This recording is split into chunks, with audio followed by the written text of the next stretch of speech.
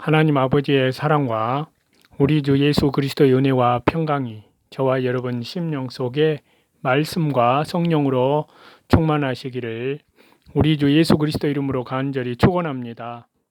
오늘은요, 신약성경 마태복음 17장 1절에서 8절까지 말씀을 본문으로 해서요, 변화산 예수님과 다시 재림하시는 주 예수 그리스도라는 제목으로 하나님의 말씀을 받도록 하겠습니다. 먼저 1절인데요. 엿새 후에 예수님께서 베드로와 야고보와 그 형제 요한을 데리시고 따로 높은 산에 올라가셨더니, 엿새 후에는요, 누가복음 9장 28절에 8일쯤 되어라고 말씀하고 있습니다. 베드로가 신앙 고백을 한 후에 8일쯤 되어서 변화하셨는데, 신앙 고백을 한 그날과 변화하신 날을 합하면 8일이 되고 그 이틀을 빼고 계산하면 엿새가 됩니다. 예수님께서 베드로와 야고보와 요한만 데리고 산에 오르신 것은 그들을 특별히 훈련을 시키기 위함이요, 또 다른 제자들을 데리고 가면 주님이 기도하시는데 방해가 되겠기 때문입니다. 믿음 없는 사람들은 기도하는데 방해가 됩니다. 높은 산은 이스라엘 북방에 있는 해발 약 9,100척이나 되는 산으로 유다에서 제일 높은 헬몬산이라고 합니다. 예수님이 거기에 가실 것은 첫째, 기도하기 위하여 가셨습니다. 예수님은 자주 산에 올라가서 기도하시고 겟세마네 동산에서도 기도하시고 습관적으로 감람산에 가셔서 기도하셨습니다. 엘리야도 갈멜산에 올라가서 기도하였고 모세도 호렙산에 시내산에 올라가서 기도하였습니다. 두 번째는요, 변화하실 것을 목적으로 올라가셨습니다. 그래서 누가복음 9장 28절에서 30절에는요, 예수님이 기도하실 때 영모가 변화되었다고 말씀하고 있습니다. 세 번째는요, 세상을 멀리 떠나기 위해서 높은 산에 올라가셨습니다. 네 번째는요, 하나님을 앙망하고 사모하는 마음으로 올라가셨습니다. 즉, 하나님을 더욱 가까이 하려는 그러한 믿음으로 올라가셨다고 봐야 합니다. 하나님은 아브라함에게 본토와 친척과 아비집을 떠나 내가 네게 지시할 땅으로 가라 라고 말씀하셨습니다. 성도는 하나님의 높은 세계를 사모하고 앙망하여 그 세계에 들어가기를 힘써야 합니다. 그런 사람에게는 하나님께서 가까이 찾아가십니다. 우리의 마음이 산에 올라가는 삶을 해야 합니다. 마음이 언제나 높은 세계로 올라가고 세상을 멀리 떠나는 삶을 살아야 합니다. 그러기 위해서는 시간을 많이 들여서 기도를 해야 합니다. 올라가려고 힘을 써야 하나님께서 도와주시고 도와주실 때 한 계단 올라가게 됩니다. 그러나 올라가려는 생각도 하지 않고 힘도 쓰지 않으면 하나님께서 도와주시지 않고 올라갈 수도 없습니다. 2절인데요.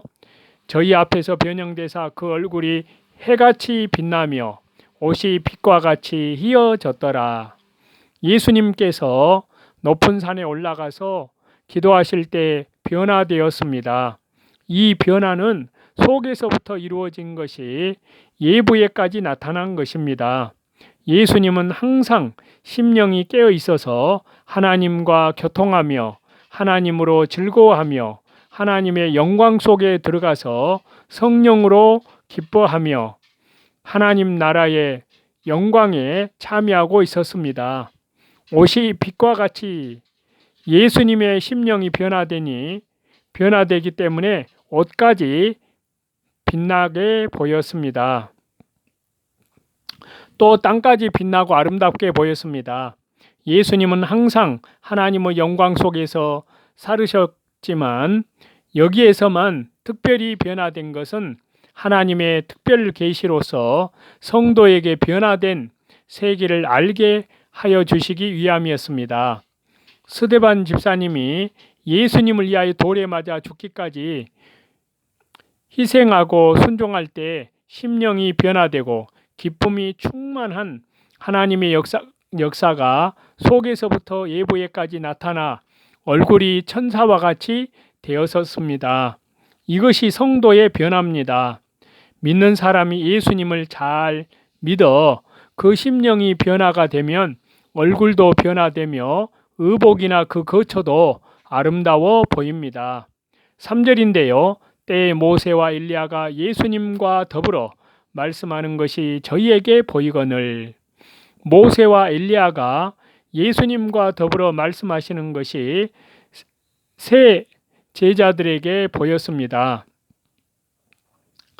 그 내용은 예수님께서 장차 예루살렘에서 별세하실 일이었습니다.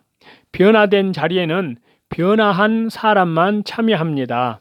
엘리야는 죽지 아니하고 승천한 믿음의 선진이며 모세는 육신이 죽어 장사되었지만 두 사람이 모두 변화되어서 나타났습니다. 엘리야는 죽지 않고 승천하였으며 신령한 몸으로 나타난 것이 확실합니다. 모세는 신명기 34장 6절에 보면은요. 모세가 죽어 모압 땅에 있는 골짜기에 장사되었지만 그 묘를 아는 사람이 없다고 하였습니다. 모세가 죽어서 장사되었지만 그 시체가 없어진 모습입니다. 변화산에 모세가 나타난 것을 보면 모세가 변화되었다고 볼 수 있습니다. 모세가 변화되었다는 것은 여기에서 한 가지 문제가 되는 것은 예수님이 부활의 첫 열매라고 하였는데 예수님 전에 모세와 엘리야가 부활체로 변화될 수 있느냐 하는 겁니다. 그들이 오실 그리스도를 바라보고 믿어서 그리스도로 말미암아 변화되었기 때문에 시간적으로는 그들이 예수님보다 먼저이지만 원칙적으로는 예수님의 부활이 먼저이고 예수님이 첫 열매입니다. 앞으로 있을 예수님의 부활과 성도 부활의 예표로 보여준 것입니다.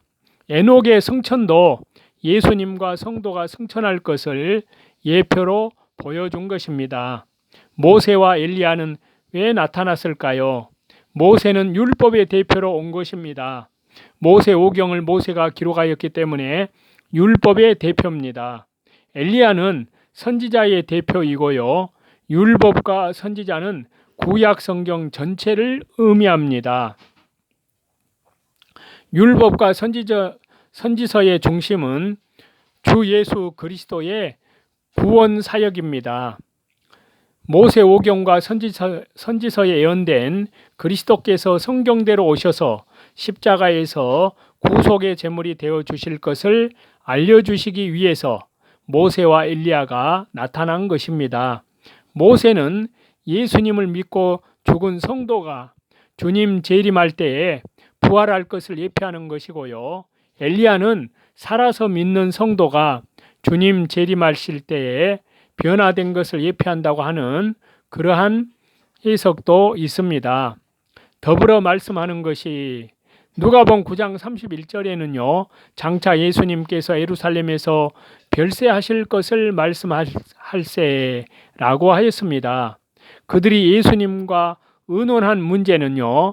예수님께서 십자가에서 죽어 구속을 이룰 것이었습니다. 예수님의 구속은 율법과 선지서의 완성이기 때문입니다. 4절인데요. 베드로가 예수님께 여짜와 가로되 주여 우리가 여기 있는 것이 좋사오니 주께서 만일 원하시면 내가 여기서 초막 셋을 짓되 하나는 주님을 위하여 하나는 모세를 위하여 하나는 엘리야를 위하여 하리이다. 누가복음 9장 32절 33절에는요. 베드로가 고나여 졸다가 갑자기 눈을 떠서 변화의 세계를 볼 때 너무 당황해서 여기 있는 것이 좋사오니 하고 말하는 것으로 되어 있습니다. 베드로는 자기가 하는 말을 자기도 모르고 실수하였습니다. 베드로가 졸다가 실수를 잘합니다. 겟세마네 동산에서도 기도하지 않고 졸기만 하였으므로 말고의 길을 베는 실수를 하였습니다. 졸고 잠자는 생활에는 빛이 없습니다.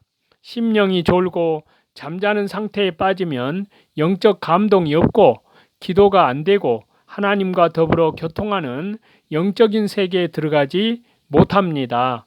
베드로가 여기 있는 것이 좋사오니 초막셋을 짓자고 한 것은 큰 실수였습니다. 그 이유는요, 예수님이 초막에 계셔야 할 분이 아니기 때문입니다. 예수님은 성경대로 오셔서 구원의 역사를 하시고 속죄의 제물이 되어야 하실 분이십니다. 하나님이신 예수님을 인간이 만든 초막집에다 모시려고 한 베드로의 생각이 얼마나 어리석인가요? 사람이 만들어 놓은 장소에 예수님이 계시지 않습니다. 예수님은 어디서나 성령님과 진리로 예배드리는 사람에게 같이 하십니다. 인간적인 것, 인정적인 것, 제도적인 것으로 예수님을 모시겠다는 것은 잘못된 생각입니다. 우리는 신령한 성령님과 진리로, 말씀으로 예수님을 예배하고 예수님의 말씀대로 복종하고 따라가야 합니다. 모세와 엘리야를 예수님과 동등으로 취급하였기 때문입니다. 임시로 보여준 변화의 세계를 영원히 붙들어 두려고 했기 때문입니다. 또 그 다음에는요, 자기의 사명, 즉 주님을 증거하고 구원의 역사를 하여야 할 것을 망각했기 때문입니다. 다섯 번째는요, 산 아래에 있는 9 제자와 또 불쌍한 사람들이 기다리고 있는 것을 깨닫지 못했기 때문에 베드로가 이렇게 실수를 한 것입니다. 5절인데요. 말할 때 호련히 빛나는 구름이 저희를 덮으며 구름 속에서 소리가 나서 가로되 이는 내 사랑하는 아들이요 내 기뻐하는 자니 너희는 저의 말을 들으라 하는지라. 자, 모세와 엘리야는 없어졌습니다. 호련히 빛나는 구름, 영광의 구름이요 하나님의 임재를 가리키는 것입니다. 사랑하는 아들이요, 예수님은 하나님의 사랑하는 아들이기 때문에 하나님께서 모든 것을 다 아들에게 주셨습니다. 그러므로 예수님은 하나님의 것을 다 소유했고 그것을 또 우리에게 주십니다.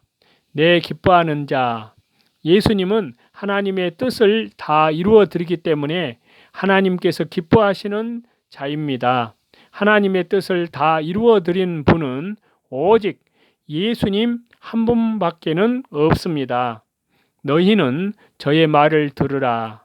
변화산의 영광을 붙잡아 두려고 하거나 모세와 엘리야를 모시려고 하지 말고 예수님의 말씀만 들으라는 뜻입니다. 예수님의 말씀을 듣는 것이 아주 중요합니다. 예수님은 독생자의 영광이 충만하고 그 말씀은 은혜와 진리가 충만하므로 그 말씀을 순종해야 하나님과 영광에 참여할 수 있습니다. 하나님의 것을 다 받을 수가 있습니다. 6절과 7절인데요. 제자들이 듣고 엎드려 심히 두려워하니 예수님께서 나와 저희에게 손을 대시며 이르시되 일어나라 두려워 말라 하신대, 제자들은 구름 속에서 나는 하나님의 음성을 들을 때에 두려워하였습니다. 이는 하나님의 위엄이 나타났기 때문인데요. 예수님께서 손을 대어 주신 것은 사랑으로 붙들어 주심입니다.